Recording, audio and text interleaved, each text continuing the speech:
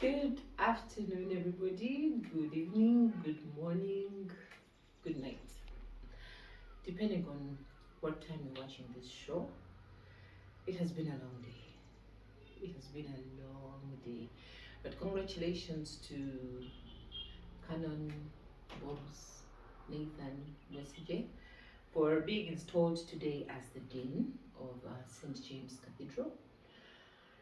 Um, it was supposed to be from 9 to 1, but it ended up being from 9 to 3. So I decided to record this now because I'm a bit too tired. It's been a long day. It's been a long day.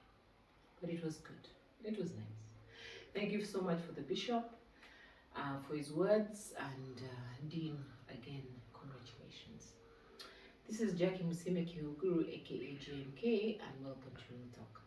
Today I want to talk about the qualities of a respectable person. If you want to be respected in society, if you want people to look at you and respect, if you want people to, if you're having a business and you want people to come to support you in your business, if you want to be at work and people respect you, if you want to be at school and people respect, the reason why I pointed is because it's my son Jason who is being so kind to record for me. If you want to be respectful at school, you have to have these kind of qualities. And the very first quality is that you have to be full of integrity. Full of integrity is basically you have to be loyal. The words that you say, the things that you do, what you say is what you should do. You shouldn't change who you are. You shouldn't say, for example, that I'm not a thief, I'm a good person, I am likable and whatever, and then to people who actually know you, you are not likable, you're rude, you basically a different kind of person. The words that you say are different from what you actually say that you do. They actually say that people look at what you do, but not what you say. Kids learn from what we do, but not from what we say. And for me as a parent, I know that sometimes that I have gone wrong in some of the things that I say that I shouldn't do, but I don't do. And being a Christian, these are moments where you sit down with your child and you say, I'm sorry, I said I should have done this, but I didn't do it, and that brings you back into the integrity zone, and the child starts trusting you better. The second thing is you need to be, I have bad eyes, you need to love God, okay? You need to love God.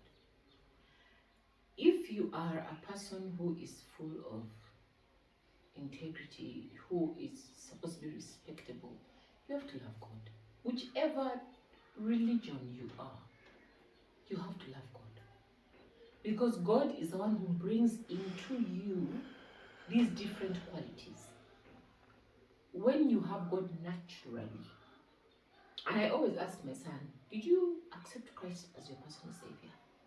Did you actually accept Christ as your personal savior? And he says, yes. I said, that's good. Because for the older ones, it's okay. They know. But for my 17, who is almost 17, I always ask him, did you accept Christ as your personal savior? He says, yes, Mom, I did. Good. Because with those, the fact that Christ is living inside you, automatically you become a person who has good qualities, basically. Then you have to be a timekeeper. Timekeeping is very, very important. For me, first of all, I get very, very irritated because I'm a person who, if I say 8, it's 8. If I say 4, it's 4. My son is giving me funny looks because for him, first of all, today he'll say, Mommy, pick me up at 4. Tomorrow he'll say, Mommy, pick me up at 5. So I get confused. So maybe sometimes I pick him up late. But when it comes to business timing, for example, or if somebody has told me that we have to meet at a certain time, I will keep the time. If, for example, a service is supposed to take a certain time, it should take a certain time. I love you, my bishop. if a function is supposed to take a certain time or supposed to start at a certain time. For a function, it's a bit hard, but the starting time should be very, very important, because people come, and if they are waiting, then it is not good. Yeah. Then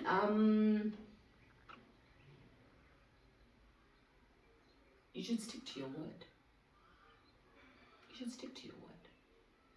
If you say that you're going to be a good parent, be a good parent. If you say that you're going to be a good example to the people around you, be a good example to the people around you. If you say that you're going to be trustworthy, you're going to be a good, what can I say, financial controller, and those kind of things, anything to do with money, be that. Stick to your word. It's always important. When you marry somebody and you tell them that you are going to love them, you're going to be there for them, you're going to basically make them feel like they are the king of this world, do that. In relationships, that's why I roll my eyes. Because that is one thing that really men have been. But at the end of the day, I always tell people that I don't give up on love. And still, I know that there's that man out there who is there for me, that God has blessed. I just need time. My son always tells me, Mommy, give it time. The man will come. Miss Jason, I'm giving it time. The man is going to come. You have to be humble. You have to be a humble person. Don't be proud. I mean, where is pride going to take you? For example, where is pride going to take you? Be humble. Humble, let me tell you, humility is one of the things that you lose nothing by being humble. I mean, why should you be proud? Why should you talk about, there are places I go to, the Bible says that what your right hand does, your left hand should not know. Or what your left hand does, your right hand should not know. If, for example, you pay school fees for so many people, do people have to know that? If you go out and you give money to people, do people have to know about it?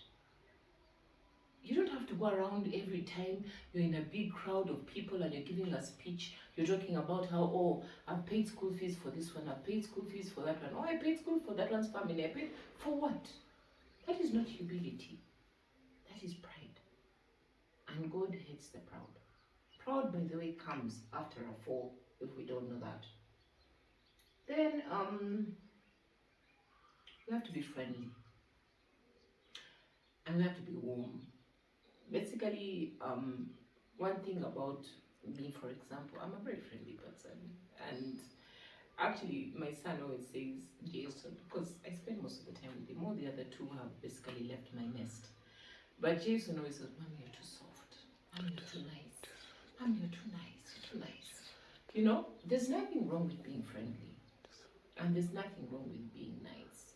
Because at the end of the day, what do you lose by being friendly and being nice? And the funny thing is, he is exactly like me.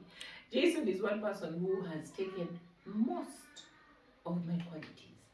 Most of my qualities. So when he tells me, Mommy, you're too nice, you're too friendly, you're too whatever, I look at him and I just smile. Because first of all, I look at him with my adopted son. And I just watch them and I smile at Jason when he tells me, Mommy, you're too nice, you're too friendly.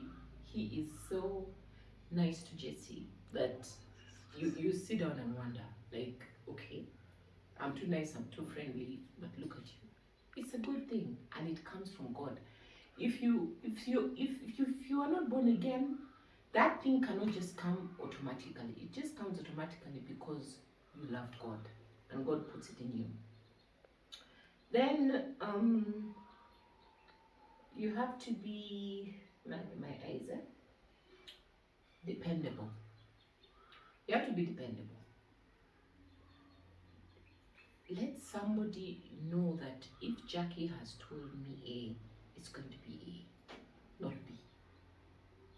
And that's one thing about me. If you decide to do B, and I decide to blast you because you did not do A, don't get pissed off. And that's one thing that people actually have a problem with me, because I am very very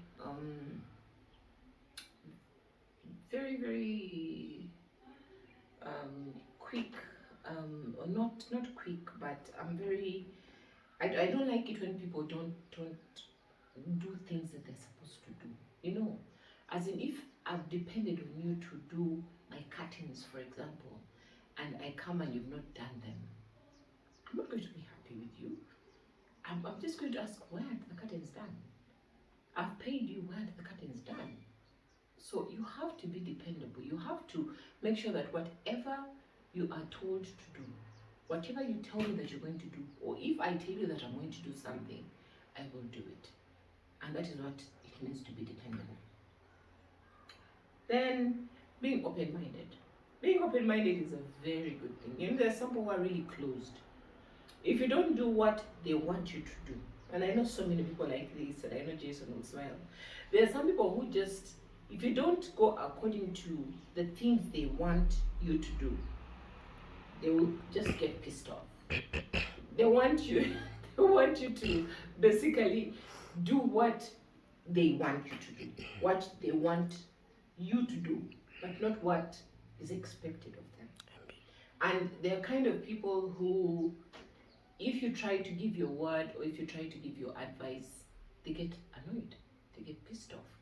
And you sit down and wonder, is that something that is really good, if you say especially that you're a Christian.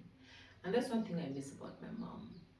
And my mom was so many of those things that I've talked about. My mom was amazing. And she and her husband and my dad used to kind of like just blend, because my dad has a lot of integrity, my dad keeps time, my dad is dependable, my dad is like, he's friendly, he's warm, he's just all those things that I talked about. You know, he's a timekeeper. He'll get irritated if you've told him something is between this time and this time, and then, or you're coming at 3 and you come at 4. He doesn't like those things. You'll find him seated outside his house and waiting for you and wondering what's up. And that was how my mom was as well. My mom would get ready, she would, you know, make up her face, make herself beautiful and everything, and then she's waiting. And if you don't come, she'd be like, what's up? And then both of them are so dependable. If they tell you they're going to do something, they'll do it. And I have learned and tried to look at my parents and know that, you know what, these are the things that make people respectable in society. And as a Christian, if you stick to the word, if you continue reading the word and knowing exactly what is, oh, by the way, everything that happens in this world today is in the Bible. People don't know that. Everything is in the Bible. So let us stick to the word. Let us keep on reading the word. Let us keep on trying to be good people. Because let me tell you, the world is the limit. If you do those things, you will never fail in life. If you are a good person,